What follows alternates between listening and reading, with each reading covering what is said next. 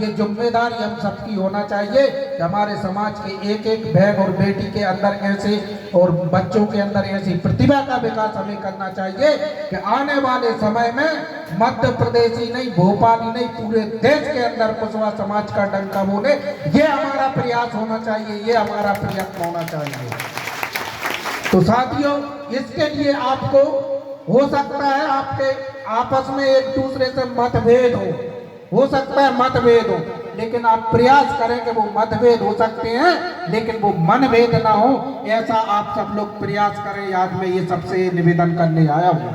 आज हम ये संकल्प लेके जाएं कि किसी भी देश में चलने के लिए 4 व्यवस्था होती है, सामाजिक, आर्थिक, शैक्षणिक एवं राजनीतिक। इन चारों व्यवस्थाओं में हमारे समाज का प्रतिनिधित्व होना चाहिए। ये हम यहाँ से संकल्प लेके जाएं। हम संकल्प लेके जाएं कि हमारे घर में उच्च गुणवत्ता की शिक्षा की प्राप्ति हो, ये हम संकल्प लेके जाएं। ये हम संकल्प लेके जाएं कि हम अगर घर में मदिरा सेवन का कोई अगर हमारा भाई या हमारा चाचा ताऊ कोई भी अगर शराब का नशा करता है तो ये संकल्प लेके जाएं कि उसे प्यार से समझा बुझाकर नशा रोकने का हम प्रयास करें। आज ये संकल्प लेके हम जाएं कि हम दिन में शादी करें। दिन में शादी क्यों करें? दिन में शादी इसलिए करें कि जो रात में हम बड़े बड़े मंच सजाते हैं, स्टेज लगाते हैं, लाइट डेकोरेशन करते हैं, वो सारा खर्चा हमारा बचेगा और वो जो पैसा बचेगा वो पैसा हम बच्चों को अच्छी शिक्षा दिलाने में खर्च कर सकते हैं। आज हम ये संकल्प लेके जाएं, आज हम ये संकल्प लेके जाएं और हम हमारे समाज में जब कोई शांत हो जाता है, हमारे घर परिवार में जब कोई शांत हो जाता है तो सामाजिक दबाव के कारण हमें रसोई और तेरही करना पड़ती है। मैं इस चीज को मानता हूं कि करना चाहिए, लेकिन उसका स्वरूप छोटा होना चाहिए। अभी आपने देखा होगा डॉक्टर मोहन यादव जी ने भी ये बोला था कि आने का और जाने का दरवाजा छोटा होना चाहिए। मतलब जो हम यहाँ जाओ वहाँ जाओ, इनको भी बुलाओ उनको भी बुलाओ, बड़ी बड़े आयोजन कई जगह देखते हैं। जो सक्षम होते हैं वो लोग करें, हमें कोई दिक्कत नहीं है, लेकिन जो सक्षम लोग हैं वो अगर कर रहे हैं तो उनके लेके जाएं कि आप रसोई करें, लेकिन उसकी जो पारंपरिक विधि है उस विधि के अनुसार उसे सूक्ष्म रूप में करें। अपनी परंपरा भी बनी रहे, परंपरा भी निभ जाए और हमारे ऊपर अतिरिक्त आर्थिक बोझ न पड़े। ये संकल्प लेके आज हम यहाँ से जाएं तो हमारे भगवान लव कुश का वंशज कहलाने का सार्थक होगा, तो हमारा भगवान राम के वंशज कहलाने का सार्थक होगा, तो हमारा चंद्रगुप्त मौर्य के वंशज कहलाना हमारा सार्थक होगा।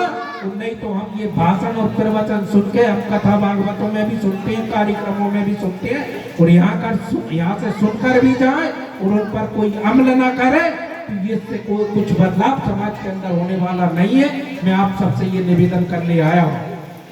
दूसरा, समाज के अंदर जब तक हमारे समाज का बच्चा इतिहास नहीं जानेगा, हमारे समाज की उत्पत्ति के बारे में जानकारी नहीं होगी, हमारे समाज में कैसे कैसे महापुरुषों ने जन्म लिया है, जब तक हमारे समाज का प्रत्येक बच्चा और प्रत्येक माता बहनें इनके बारे में नहीं जानेंगी, तब तक हमारा समाज आर्थिक, राजनीतिक, शैक्षणिक एवं सामाजिक रूप से विकसित नहीं हो सकता। ये क्योंकि ये समाज काफी लंबे समय से शिक्षा से दूर रहा है, काफी लंबे समय से आर्थिक स्थिति से भी कमजोर रहा है, काफी लंबे समय से भी राजनीतिक स्थिति से कमजोर रहा है। इस कारण से इस समाज को जगह जगह सताया जाता है, चाहे थाने में हो, चाहे तहसील में हो, चाहे कोर्ट में हो, चाहे कचहरी में हो, कहीं भी हर जगह इसका शोषण किया जाता है। ये हम सबकी जिम्मेदारी है। जब दर्द हमारा है तो इलाज भी हमें करना पड़ेगा और हमें ये तय करना पड़ेगा, ये सोचना पड़ेगा। हम सब अच्छी तरीके से जानते हैं कि इस देश की रक्षा और इस धर्म की रक्षा सिर्फ राजनीति के माध्यम से होती है, सिर्फ नेता के माध्यम से होती है। तो आज इस मंदिर पर बैठकर हम संकल्प लेके जाएं कि इस देश और धर्म की रक्षा करना है तो नेता भी हमारा होना चाहिए, नेता भी हमें हमारा चुनना पड़ेगा। तब जाके आपका बेटा, आपने देखे होंगे यहाँ पे हमारे शिक्षक बंधु भी बैठे हैं, इनसे पूछिएगा कि जब एक स्कूल से दूसरे स्कूल में ट्रांसफर कराने की आवश्यकता पड़ती है तो नेता के यहाँ जाते हैं कि नहीं जाते?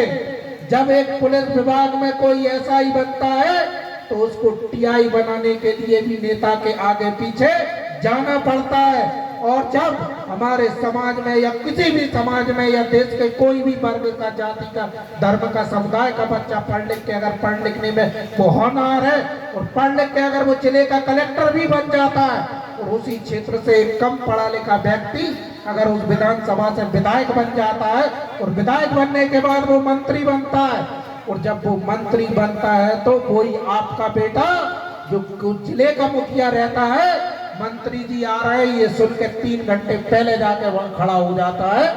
तो इसका मतलब ये हुआ कि इस देश में लोकतंत्र की व्यवस्था है, लोकतंत्रात्मक व्यवस्था है, प्रजातांत्रिक देश है।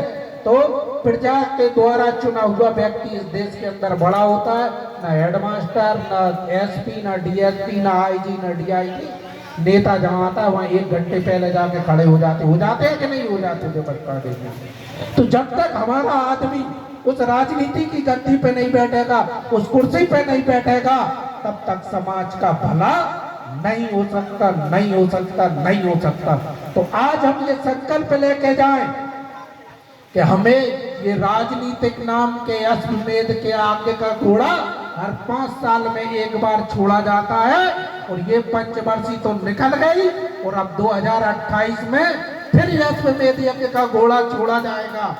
तो हम ये संकल्प ले कि आने वाले 2028 में अश्वमेध यज्ञ का घोड़ा हमें पकड़ना है। इन्हीं संकल्पों के साथ, इसी कामना के साथ आप सभी का बहुत बहुत धन्यवाद, बहुत बहुत आभार और आप सभी को बहुत बहुत शुभकामनाएं एवं बधाई। बोलिए आपको भगवान की, कुशवाहा समाज की।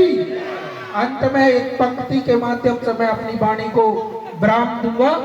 किनारों पर बैठकर, किनारों पर खड़े होकर समंदर पार होते नहीं, किनारों पर खड़े होकर समुद्र पार होते नहीं और नभ को निहारने से चांद सितारे हासिल होते नहीं।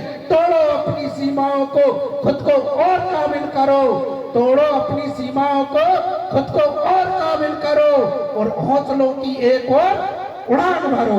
बहुत बहुत धन्यवाद। जय जय भारत, जय कुछ।